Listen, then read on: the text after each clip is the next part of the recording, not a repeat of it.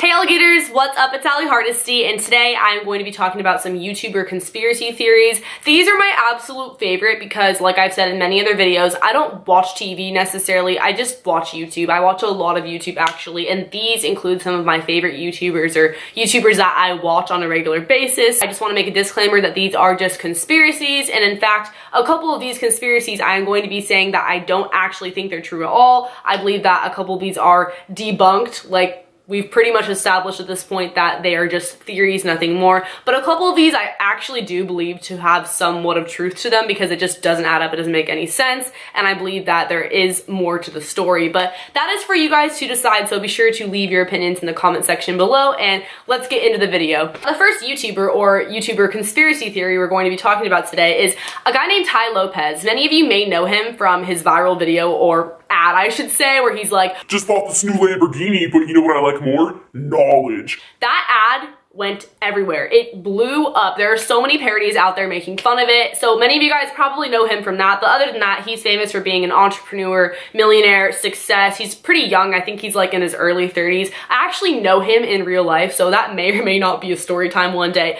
But back to the point, he blew up. A big reason for that being his ads. And the reason why his ads blew up so much, other than the fact that they're super cringy and like easy to make fun of, no hate to him at all, I just like, you have to admit they're hilarious, and he knows that and he markets off of it, is the fact that he bought $16 million worth of views in ad space, which means you are paying to have your ads on people's videos. That is where the conspiracy comes into play. Who in their right mind buys that much worth of ads? So he did that, which obviously attracted him a lot of subscribers, but the question is, what was his real motive for doing so? A lot of people say that that's because his 67-step program is a scam and he wanted to give it more credibility by giving his channel more views, especially with that ad on his channel. Again, I'm not saying that he did anything wrong by buying this much ad space. I'm just saying, who in their right mind does that? I get that you're a millionaire, but like $16 million, that is still a lot of money, even to a millionaire. Like, that's a lot of money.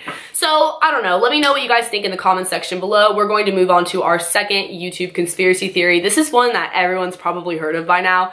Marina Joyce and her kidnapping conspiracy. I promise I'll get to the other ones after this, but we need to touch on this because this was crazy over the summer. I remember when this blew up, everyone was like, hashtag save Marina Joyce. So if you don't know what I'm referring to, she is a beauty vlogger out in the UK. She has well over 2 million subscribers, but before this conspiracy blew up, like around that time, she had less than 1 million. So I mean, she literally blew up on the internet because of this thing going viral. And the theory was that she was kidnapped, or that her boyfriend was holding her hostage, somebody was forcing her to make YouTube videos. It sounds insane, like when you first hear about it, you're like, there's no way this is real. But there was a lot of evidence to back this up, including subliminal messages in her YouTube videos. People were saying that she started to act different on camera, almost like her content was forced or somebody was making her film these videos. Just not really herself, like she wasn't all there. Also, in some of her videos, you could hear somebody or her whisper help, and she was doing sign language, which I can't do sign language, obviously, which were indicating different things. Like, for example, she was telling people to come to her meetup in a really sketchy part of the United Kingdom, and then it was at 6:30 in the morning, and then in the video she was signing like not to go. And then on Twitter she was saying things like,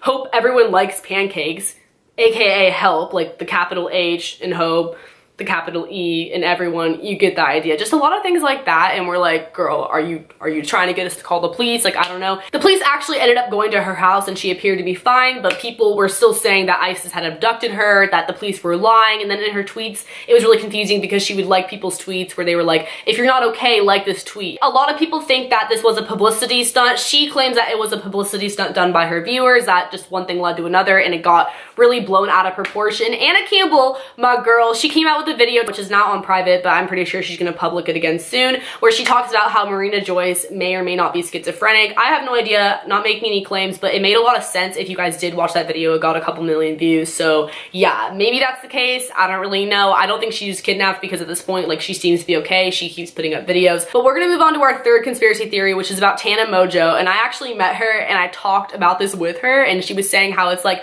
one of the most searched things involving her name on Google, which is her lying about her age, her actually not being 18, her being 21, 23, whatever. I've heard about this for a while. I think by now it's sort of died down because she actually had to tweet her ID picture with her information blurred out, of course, so people would believe her that she wasn't lying about her age. And obviously you're thinking like, what would she gain out of lying about her age? Like, why does it matter if she's 18 or 21? I don't really know, but the fact is, people say that if you have a younger audience, they're more active, like they're more likely to support you. You can relate better with like a younger audience if you are younger. Like on YouTube, if you're like 24, you're considered ancient, and that's just how it is. I don't know. People think that if you're younger, you can convince your parents to buy merch, to buy tour tickets, and you're just more active on fan pages and things like that. I do have a lot of younger viewers. I mean, I call you guys my alligators for Pete's sake. So I remember in the beginning, I was getting a lot more active on Instagram than like other YouTubers, so to speak, just because of that. So like, I kind of see how that would be a thing, you know, but like, I think her audience is like really widespread at this point. But anyways, people think that she lies about her age for a few reasons. For example, she graduated online school. Like she didn't graduate with her class. Like she graduated early online school. And some people are like, oh yeah, show us the receipts. Like, did you really graduate online school? Like, that's not adding up. You might have just graduated the year before and you're lying about what class you were in. So that's one reason why people think that she's actually like 21 or older. Another reason is that she participates in raving, that she goes to a lot of raves, and raves are so much fun. A lot of the lit raves, they're like 18 plus. EDC, for example, I believe Coachella might be, maybe not, but either way, she's been to 18 plus raves, like she has been, and she turned 18 over the summer, and she was doing that like long before she turned 18. She claims that it's because she has connections, which I'm sure she does, and on top of that, I mean, everyone has fake IDs, like let's be real. I have been to raves. It's so easy to get in if you're not 18. Like, that's just how it is. I didn't go to raves until I was 18, but still. Another reason why people say that she's lying about her age is the fact that she said she's been working since she was 14. And she's cleared this up by now, saying that she had a work permit. That's why she did that. But people were saying like, oh, actually in the state of blah, blah, blah, you can't work until you're this age, or you can't work that many hours until you're this age. And just people trying to basically prove her wrong with the law, because it obviously isn't common for people to work that young. Like, I don't know, at least in America, I feel like people don't work until they're like 16-ish, unless it's like a family business or babysitting, things like that. But she was working at PacSun. So yeah, that's sort of debunking that theory that she actually is how old she says she is, which is 18 years old. We're gonna move on to our fourth conspiracy theory, which is about FouseyTube. I don't know if I just pronounced that right or not. FouseyTube, he's a prank channel on YouTube. He's really popular. He has like, I don't know, 9 million subscribers or something insane like that. But anyways, this happened early 2016. You guys probably know what I'm going to talk about. And obviously this conspiracy has been debunked at this point, but there's like more to it I just want to add. Many of you guys may remember when Rice Gum punched him in the face and that video went viral, and then he came out saying that it was a publicity stunt. He says that the motive behind him doing that, because they were in on it together, like they planned that whole thing out and they like were collabing together in a way to like do that, was because he wanted to make a statement saying drama channels are really negative. If there's any sort of drama on the internet, it gets all the views, it gets all the attention. He's saying how it's really negative and we shouldn't be doing that because a lot of it isn't worth our time. Just like that, it was planned out. Like they actually staged the fight. So obviously he exposed himself, he put it out there, and everyone's like, oh, that's a good point. That video blew up, it went viral, it got so much attention. But the thing that I have to add to this is that I think it was actually like self-promo for his new movie, because right after that, he put out the official trailer to the movie he was in with a bunch of other big stars. So come on, like, do you think he just randomly did that? I don't know. I'm kind of 50-50 on that one. And again, there's nothing wrong with that. Like, it's business, it's smart, but it was just kind of too perfect timing, you know what I mean? This brings us to our fifth and final conspiracy theory. I saved this guy for last because honestly, like, I feel like he's kind of the most irrelevant one at this point, and I think what he did is like the shadiest, because I actually believe this happened. Like, I really, really do. That is Rich Kids TV, and you guys might know where I'm going with this, and I'm gonna get really sort of ranty. I think this is super messed up if this happened,